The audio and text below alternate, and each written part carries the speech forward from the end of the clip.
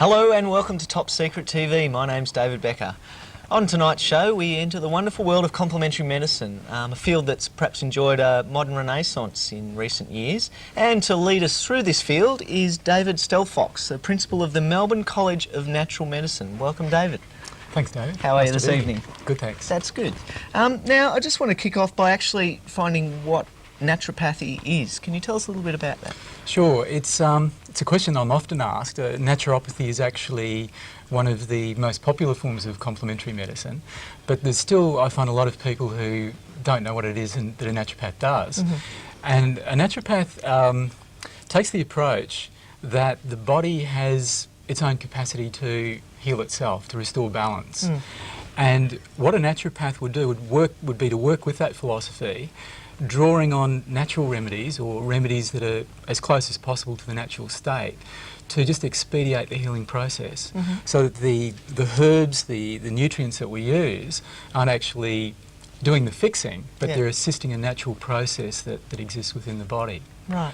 And naturopathy has probably been around in some shape or form since the beginning of time, because plants were actually the first form of medicine that man used back in the caveman days. Yeah.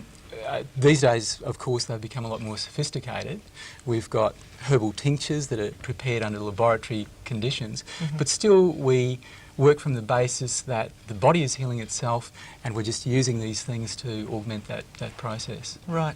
Can you actually tell us about some of the things you brought along here? For example, what is a tincture?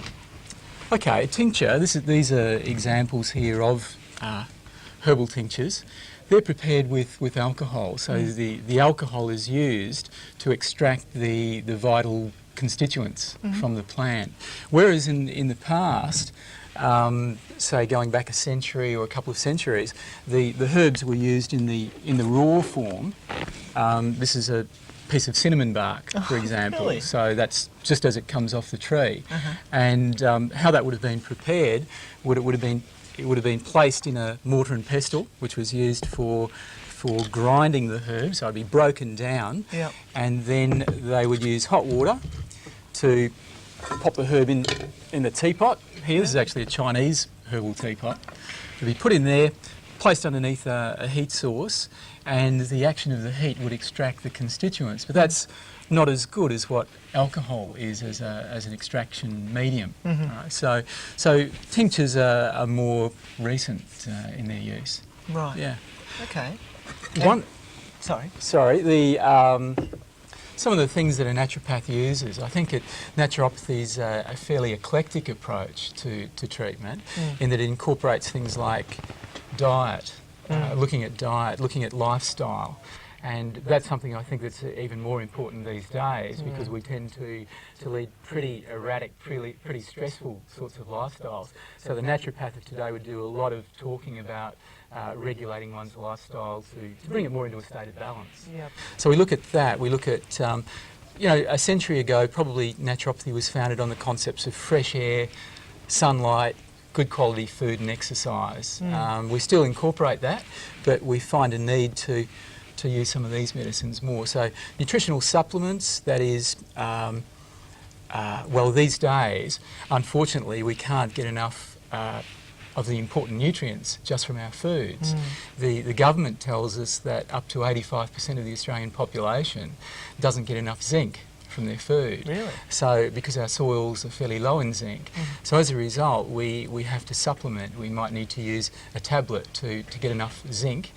Zinc's a very important nutrient for the body. So that's where vitamin supplements come into play. If somebody has a particular illness, it might be asthma or it could be arthritis, then their actual demand for a vitamin, such as vitamin C, will be much greater than somebody who's healthy.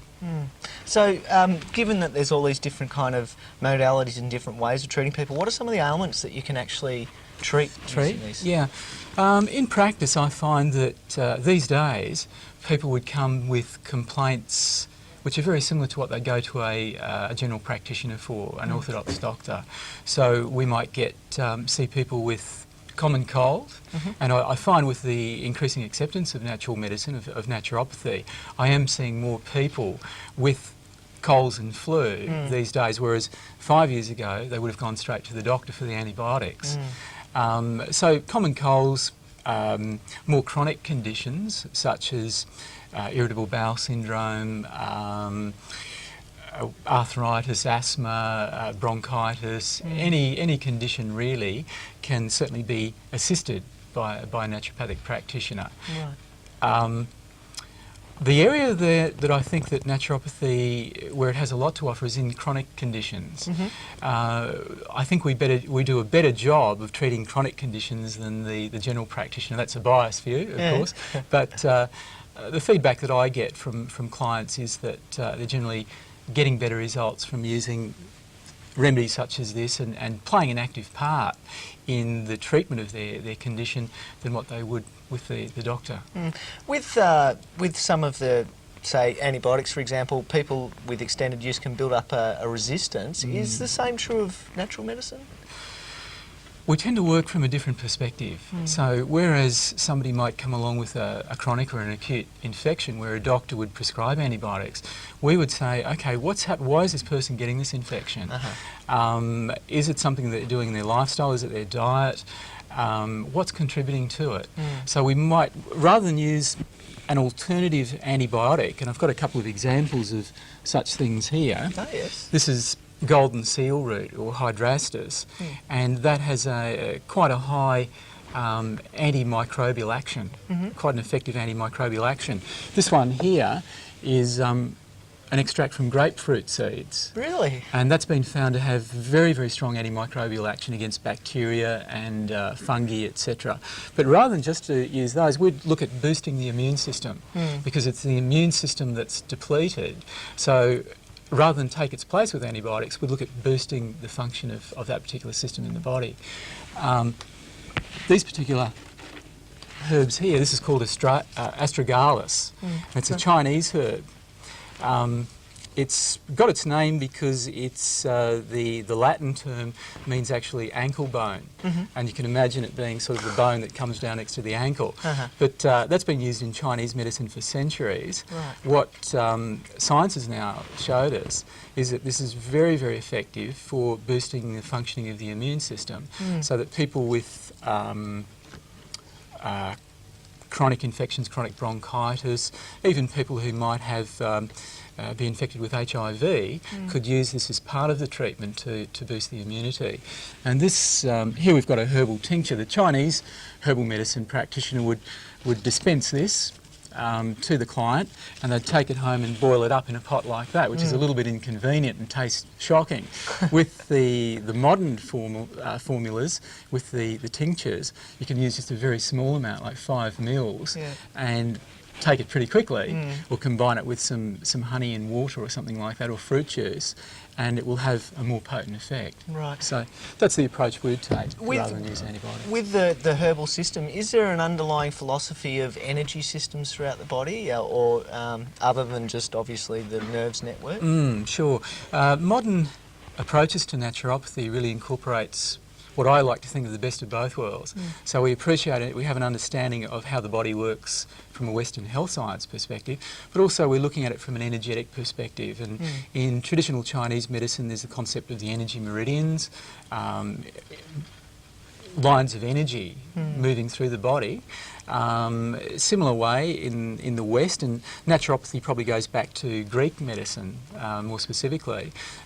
Hippocrates, the father of medicine, was really using approaches that I would use today, and that was based on the concept of the humours or the temperaments, so that you had a hot temperament or a cold temperament, or a dry one or a moist one. Really? And so the plants or every living thing have a similar sort of energy about them. And if you were, say, a dry temperament, you would treat it with a moist... A moistening herb, that's right. Very interesting. Yeah. Now, you've actually got a book here, Vitology, which demonstrates some of the, or how far back this goes. Can you tell us a bit about this book?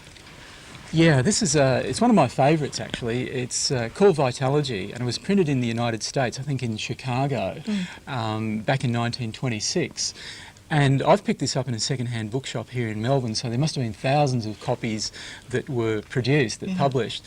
And it's like you're home health encyclopedia Really? of the time. Except you can't buy it in like 20 different little instalments from the newsagent. Exactly. You had to go the whole hog and buy the total thing.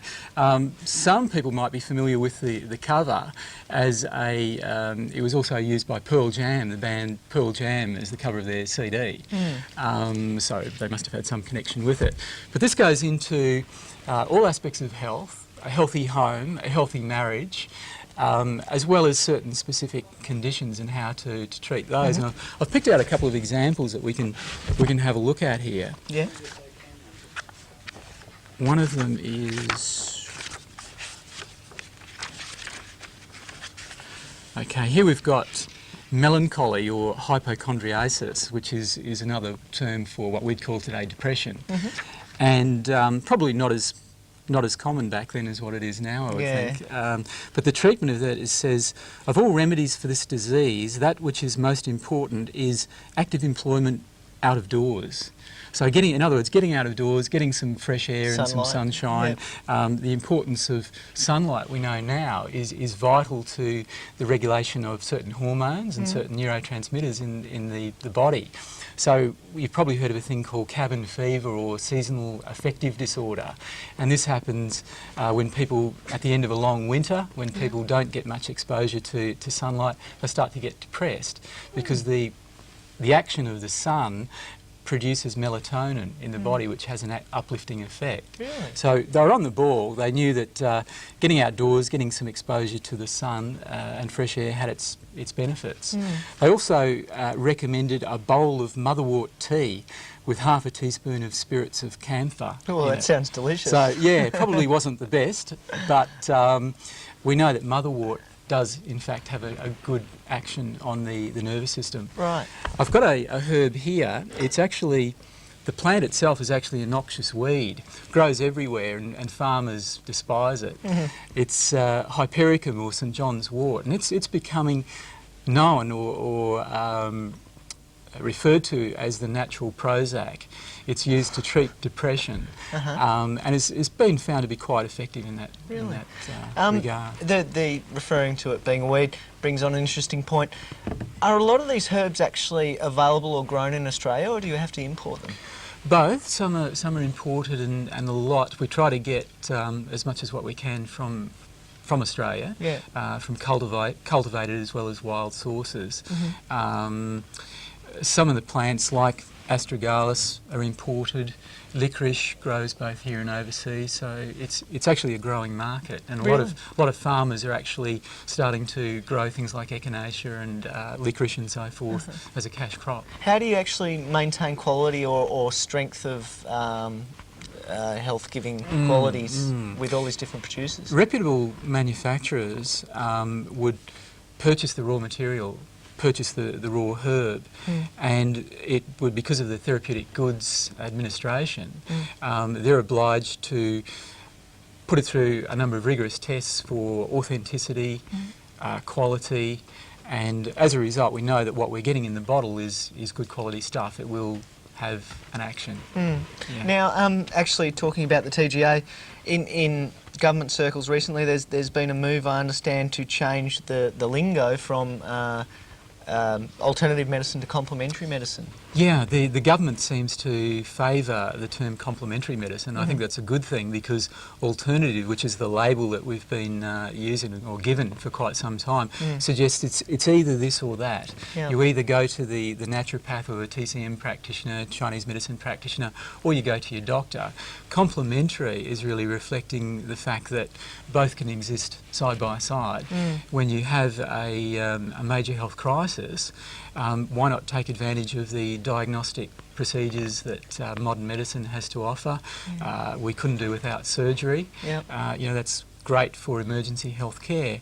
But in a similar way, natural therapies, natural medicine have a lot to offer too. So why not incorporate the best of both worlds? Do you think that's in response to perhaps a growing increase in popularity? I said in the introduction that it's almost like a modern renaissance that it's enjoying. Is it growing in popularity? to a large degree? It certainly is. The Victorian government did a survey back in 1986, so just over 10 years ago now, and they found at the time that 22% of the population was using natural medicine.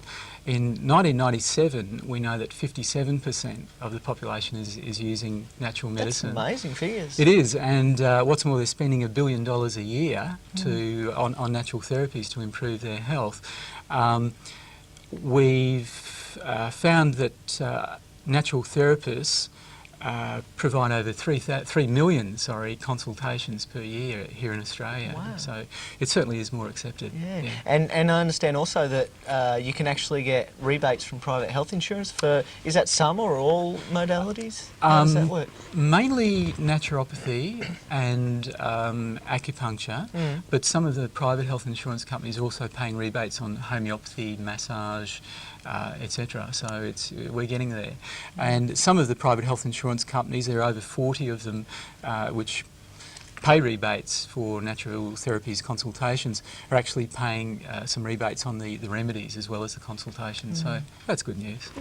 Yeah. Why do you think it is that people, 57% or whatever, were actually moving towards complementary medicine? Complementary medicine. I think it's largely dissatisfaction with the healthcare model that the doctors are providing. Surveys suggest that people today want to know more about their state of health and what they can do to participate in the healing process rather than be at the end of a prescription. So the average consultation with a general practitioner in Australia is 7 minutes, which doesn't allow much time to get information. The word doctor means teacher.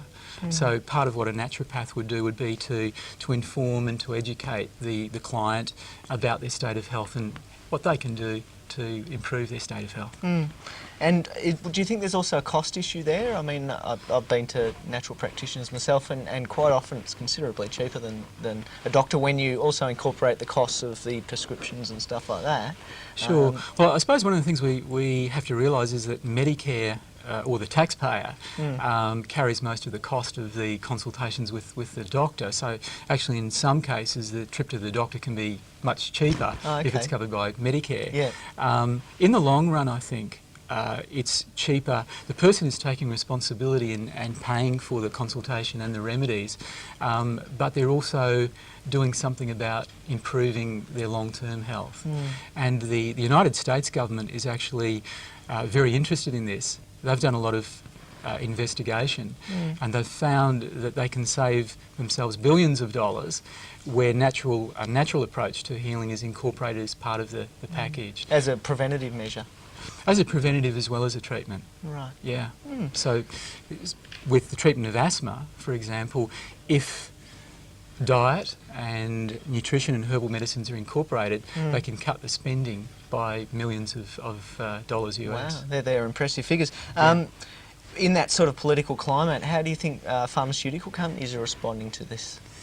Pharmaceutical companies would like a piece of the action, and that's fair enough too. So we have situations where in the Amazon, in the rainforests of South America, for example, you've got a lot of the pharmaceutical companies getting in there, talking to the indigenous people about the plants that they've used for hundreds of years, and taking samples of the plants back to the laboratories, pulling them apart to see what makes them work, so that they can then synthesise it, patent it and make some money from it.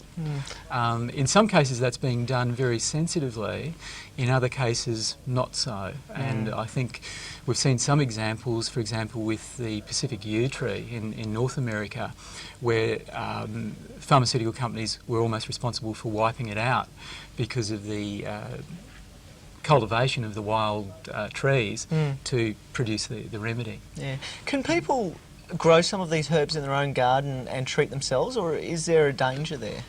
I must say that because something's natural, it doesn't necessarily mean to say that it's safe. And there are some plants, as we know, which are potentially poisonous. I would say probably the majority, though, are quite safe, and there are plants which we can grow in our gardens, in our window boxes, which can provide us with quite safe remedies. Peppermint, for example. Oh, okay, what does that do? Peppermint's good for indigestion That's the origin of the after-dinner mint. Really? It would be taken as a liquid rather than a chocolate, though. Like peppermint tea as well. Yeah, or fennel or aniseed. So it has a settling effect on the stomach. Right. What about, say, garlic or ginger or something like that? Garlic and ginger I tend to look at as more of a food so do I. and probably a therapeutic food because quite a lot of research done on both of those, ginger, garlic, horseradish, onions, etc. Good for lowering the cholesterol levels, for thinning the blood. Fresh garlic has a natural antimicrobial action, so we should be taking plenty of that into our diet. Are there many of these herbs, it seems to me, are perhaps originally from Europe or even Asia? Are there any homegrown naturopathic remedies? Plants that were indigenous to this country that the Aborigines use, yes, most definitely. And again, some research taking place with those. Tea tree oil is probably a good example there. Again, a very, very strong antiseptic action. A little bit of a need for care because if it's ingested, taken internally, it can be toxic. But for external use on burns, on fungal infections like ringworm and tinea, very, very effective. There's a plant called old man weed, which is that the Aborigines used, and that's quite effective for skin conditions. We have plants that can be useful in regulating blood sugar levels, so may be useful in the treatment or the management of things like diabetes. Really? Yeah. That's very interesting. Where do you see Australia comparative to other countries? Are we quite responsive to complementary medicine? I think in a lot of ways we're leaders. With education in natural therapies, I think we're setting the standards there. Certainly the colleges here in Australia are bigger and there are more of them than what exist in the United States and England, for example. Acceptance of natural therapies here, as we were saying, is quite high and probably greater than what you get in some of the European countries. So, yeah, I tend to think we're leaders in the field. Wow. Yeah. And obviously, I guess one of the trends, or at least one of the areas that we're moving towards, is some sort of regulation in the industry? That exists already through self-regulation. That is, you have professional associations which monitor and regulate the activities of natural therapists and the training of natural therapists. There is some debate at the moment with traditional Chinese medicine, acupuncture and Chinese herbal medicine in terms of whether registration should take place, and so I think we're going to see some healthy debate around that issue to see where that goes. Yeah, because there's so much variation in the different schools of thought or schools of practitioners.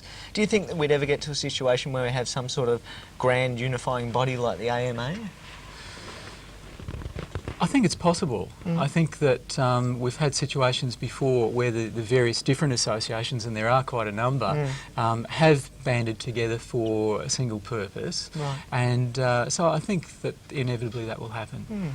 Okay. Now, I just want to get back to you being the principal of Melbourne College of Natural Medicine. Can you tell us actually a little bit about the school or college? The college here in Melbourne started in 1995, so we're relative newcomers here in Melbourne, but we also have a campus in Brisbane that's been operating for well over 20 years. Wow. We started off in 1995 here in Melbourne with about 400 students, and today we have just over 1,000. So I think that's also reflective of the growth, the popularity in natural medicine. We offer 13 different courses in various aspects of natural medicine, including acupuncture, naturopathy, homeopathy, massage, aromatherapy, shiatsu, so quite a number of different fields. And as I said, yes, quite popular. Do you have, this seems like a strange question, but do you have an internship year? Like, do people go out and practice it before they've completely finished their degree? Yeah, that actually happens as part of their course. At the college, we operate college clinics. So in the students' final semesters of study, they would be treating members of the public. The clinics are open to the public, and under the supervision of close supervision of practitioners, lecturers, these students gain their confidence in treating people with all sorts of conditions. Right. So What's the average length of one of these courses? it varies. With something like massage therapy, they can start off with a certificate course that's 1 year full-time or can be done over a longer period on a part-time basis. With the naturopathy and the acupuncture, that's 3 years full-time. Right. Equivalent to a degree? Yes, in fact, currently we have a submission in for accreditation of degree courses, 4-year full-time degree courses in acupuncture, naturopathy and homeopathy. Right. What's involved in being accredited as a degree course? It's quite a lengthy procedure. It's been a 3-year process so far, and really you're looking at government bodies, looking at the content of the courses, the quality of the teaching staff, the quality of the administration, the premises from which the teaching is given, and so it's quite a rigorous procedure to gain that accreditation. We already have government accreditation at diploma and certificate levels, but the degree is what we're looking at now. So is the next step after that masters and then PhD? I think we'll see that. Yeah. Really? Yeah. Wow, that'd be quite amazing. Well, I mean, in the area of research, there's so much to be done. So much is being done, but there are so many more opportunities for researching, plants that have been used for hundreds of years. We know empirically, traditionally, what they're used for. It's great now to see the scientific validation of it. Actually, just as a closing question, because we're running out of time, where do you see the role of genetic engineering? Do you think that we could genetically engineer superior herbs? I guess it's possible. It has to be possible, doesn't it? Whether that's a good thing or not, I'm not sure. I think, again, going back to one of the aspects of naturopathy, using plants, using remedies in as close as possible to their natural form is the preferred way. Yeah. I'd be a little bit nervous about genetically engineered plants. Who knows? Yeah, and indeed, in fact, I think under the current legislation, we probably actually wouldn't know, because they can slip in. Exactly. Now, if somebody actually wants to find out about your school, how do they go about doing that? They can give us a call at the college. The phone number's 9662 9911. We're quite happy to send out a brochure, a prospectus that gives all the details about the courses that we offer. We also hold open days, and they'll begin again in October. We do 2 intakes of students per year, middle of the year and beginning of the year. So if they'd like to come along to one of these information sessions, people are most welcome. They can find out a little bit about the courses, the college and what we have to offer and make a decision from there. Right, and the college is actually based in the city? We're in the central business district in what's become known as the University Precinct, just down the road from RMIT, opposite Daimaru, Melbourne Central, so very, very conveniently located. Yeah. All right, well, thank you very much, David Stelfox. My pleasure. Okay, that's all we have time for tonight. Stay tuned for more Local Vision programming, and we'll be back next week with more Top Secret TV. Until then, good night.